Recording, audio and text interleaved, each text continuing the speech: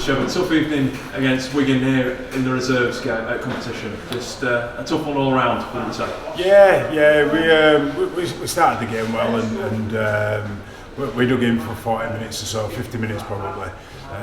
But losing Corey and then losing a couple more, it just burnt us. And then physicality, it just a difference again. They've got a few in there, first team experience, and it told in the end. But I think it'll be a very, very good lesson for our young boys going forward.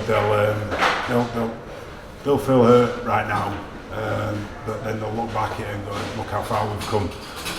As and when they physically get up to that, it's up to a little bit of them and a lot up to us as coaches to get them up to speed and put them in them situations again.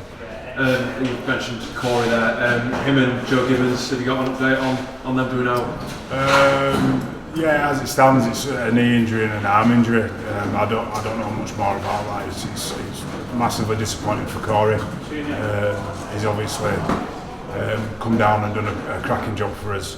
He's led from the front, and unfortunately that's the sport. He's picked up an injury. I just hope it's not anything too major. As he's a great bloke and he's a great player.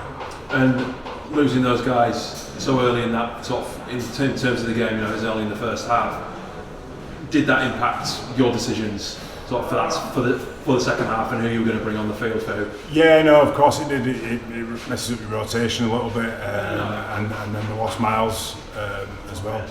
And we were down to one sub, and then right at the end there we had to take Max off because he literally was on one leg. So there's no excuse. It's not an excuse or anything. It's just the reason of probably why momentum went against us. So tough night, and it's tough to watch. But again, the lessons they'll come to fruition down the line. So you touched on it there that actually, you looked at Wigan's team and a couple of pretty experienced first teamers, you'd say, in there. Our team, a lot of homegrown players, a lot of them come through the academy, not much Super League experience. Actually, what's this game going to offer them further down the line? Not just sort of immediately, but also in the future, experiences like this. Well, first and foremost, it gives them a reality check of where they physically need to be at, and then from that going forward, it shows that our homegrown boys can manage. And they're a young team for reserves.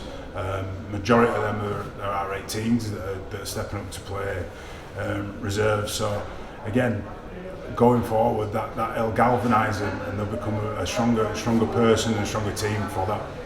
Do you think actually the way that the reserves and under 18s is structured this year, being one week after another, that actually some guys came into this game having had a good performance against Newcastle, actually looking ahead to Warrington for our under 18s game next Saturday, actually these guys can take what they've learned from today and put that straight into practice next week? It must be a really great thing for a coach to be able to do that. It is. But then again, part of development, sometimes players don't need to be playing every week. I don't know if it won't make much sense to people, but some of physicality, where do these kids get bigger? So ideally I'd like to give some of them a break in the reserve week and give them extra gym sessions.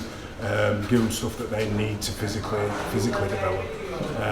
But from a rugby perspective, it's good that we're able to trust them and blood them and play them up in the reserves. And I'd like to get to a point where we had some more trickling down from first team, and we reward the good academy players into that reserves team. Whereas at the minute we're having to pick them, but that's where it is, and because that's helping Jared and Louise go and part of their development and go play championship. So. We can't grumble. The players are playing, and everything will come to light in the end.